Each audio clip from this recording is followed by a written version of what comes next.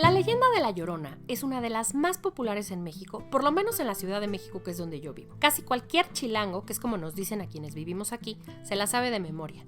A todos nos metían un buen susto desde chicos con el fantasma de la señora gritona que buscaba a sus hijos. Y luego se hizo más famosa en el mundo por las películas, pero la historia se pone buenaza. Yo soy Angie y hoy les voy a platicar la historia de La Llorona mientras hago mi propia interpretación en una escultura de arcilla. Tráete un cafecito que se pone bueno el chisme. Pero antes de irte por tu café, asegúrate de darle clic al botón de suscribir y activar la campanita para que te avise cuando suba el siguiente. Si quieres saber cómo hago mis figuras, tengo algunos otros videos que voy a poner aquí arribita y en la descripción por si quieres saber más sobre mi proceso. Aunque claro, también puedes dejarme un comentario con tus dudas y voy a tratar de responderlas rauda y veloz. Hoy se trata de La leyenda de La Llorona. Hay muchas versiones de cómo empezó el drama de esta señora. Hay historias desde antes de la época de la conquista. Se menciona en las crónicas de Fray Bernardino de Sahagún que el emperador Moctezuma II soñó con una mujer que lloraba y gemía. Así que por esto, algunos piensan que el origen de la Llorona viene de la diosa Cihuacóatl, quien abandonó a su hijo Mixcoatl y regresaba frecuentemente a llorar por su hijo perdido. En el libro Visión de los Vencidos de Miguel León Portilla, que me hicieron leer en la prepa, por cierto, creo que lo voy a leer otra vez porque me acuerdo muy poquito de lo que pasaba. Pero una cosa sí se me quedó muy grabada, y es que en ese libro se narran 8 presagios que tuvo el pueblo azteca 10 años antes de la llegada de los conquistadores. Y uno de esos presagios es una mujer que llora a la voz de ¡Oh, hijos míos! ¡Oh, hijos míos! Me salió. ¡Oh, hijos míos! ¡Oh, hijos míos! Y se interpreta como la diosa Cihuacóatl llorando por lo que sabe que va a ocurrirle al pueblo azteca. Otros piensan que es la diosa Coatlicue, madre de los aztecas, por esta misma razón. Hay otra versión del historiador Efraín Franco Frías, donde la asocia con la Malinche o Malintzin. Para quienes no conocen la historia de esta señora, Malinali, que era el nombre que le pusieron sus papás, era una indígena nahua que se convirtió en la intérprete de los españoles durante la conquista porque hablaba varios idiomas y aprendió a hablar español rapidísimo, en épocas donde Duolingo no era parte de la vida común, ni de la vida no común. Vaya, le costó trabajo. Malintzin es vista como traidora por echarle tanto la mano a los españoles. También tuvo un hijo con Hernán Cortés. Se largó a España, se cambió el nombre a Doña Marina. ¿Perdón? Y Cortés luego le quitó a su hijo. Tenga, karma instantáneo. Por eso, a veces se dice que es ella quien llora arrepentida de su traición, humillación y la maternidad perdida. Otros creen que la leyenda viene de diferentes lugares del mundo, ya que varios países tienen su versión de una mujer que llora. Algunos son España, Venezuela, Chile, Ecuador, y hasta se habla de que viene del mito griego de Medea, quien asesinó a sus propios hijos cuando su esposo Jasón la dejó por otra. Mujer despechada, cuidado. En la cultura irlandesa hay una criatura llamada Banshee, que es una especie de mujer o hada o espíritu que aúlla y grita en presencia de algún pobre espantado para anunciarle la muerte de algún familiar. ¿Ya vieron cómo todas estas versiones tienen algo en común? ¡Mujeres gritonas!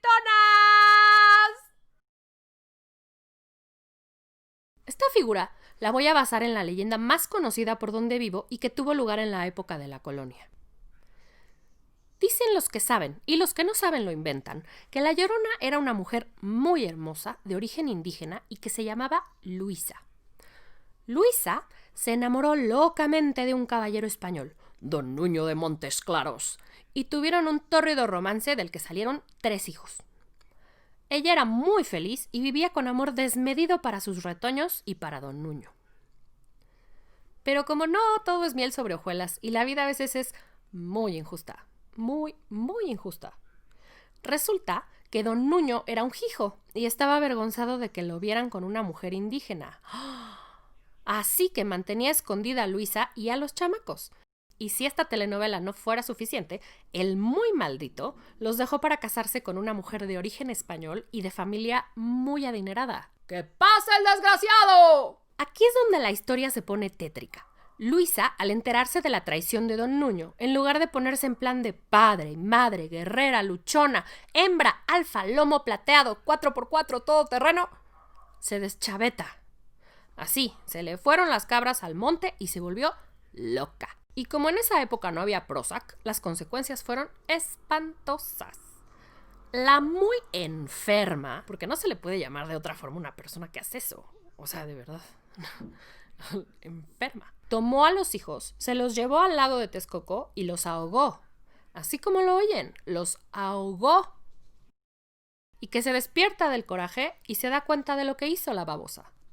Y pues obviamente se le rompe el corazón por sus hijos y por lo que acaba de hacer.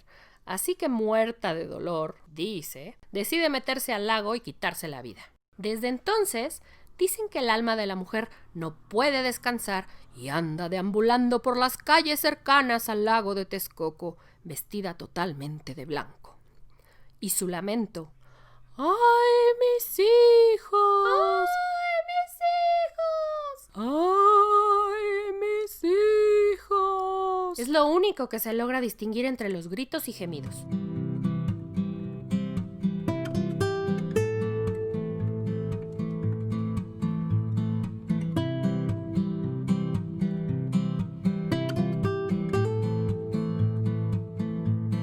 La mayoría de los relatos describen a La Llorona como una mujer de rostro pálido. Supongo que si está muerta debe estar muy pálida.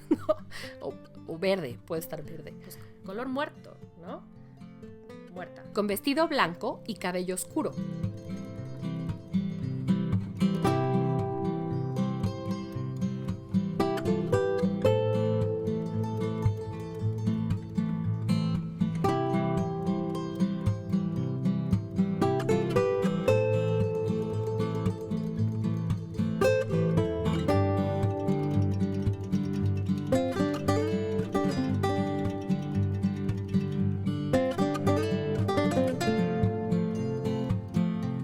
Muchas personas afirman haberla visto caminando a la orilla del lago y escuchar sus gritos. Algunos afirman que todo sucede alrededor de las 11 de la noche, así que muchas personas tienen la costumbre de meterse a sus casas a esa hora, que aquí entre nos me suena mucho a cuento chino para meterle miedo a los adolescentes fiesteros o a los maridos descarrilados.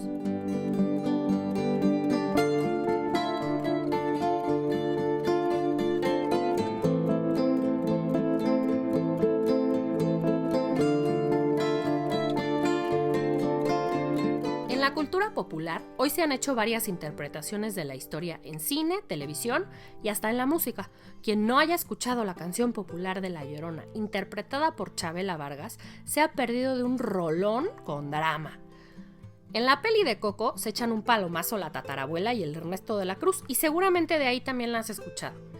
Es una canción originada en el Istmo de Tehuantepec, y no se sabe bien quién la escribió, pero es hermosísima, buenaza para una tarde tequilera. Por lo menos yo siempre estoy buscando el mínimo pretexto para soltarme cantando en mi mejor estilo Chabela. Y aunque la vida me cueste, Llorona, no dejaré de quererte. Y la letra cambia dependiendo de quién la canta, así como la leyenda de La Llorona, que cambia dependiendo de quién te la cuente.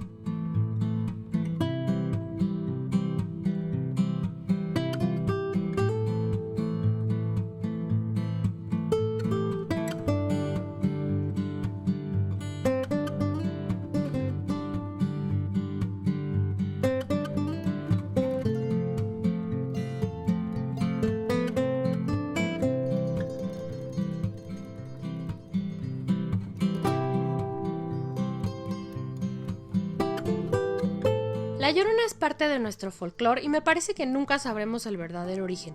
Pero así es siempre con las leyendas, ¿no? Se van enriqueciendo con el tiempo.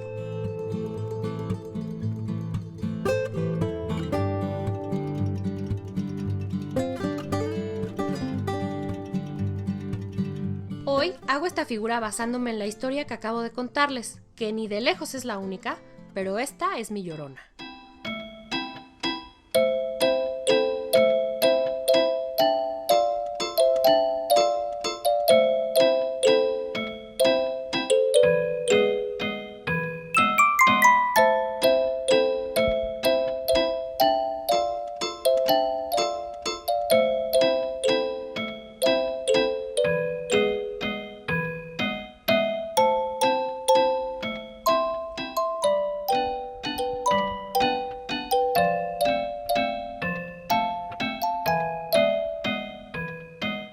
Espero que te haya gustado.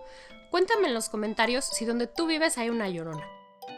No te olvides de suscribirte y aquí te dejo más videos de figuras que he hecho en Angie's Art Studio. Muchas gracias y nos vemos en el siguiente.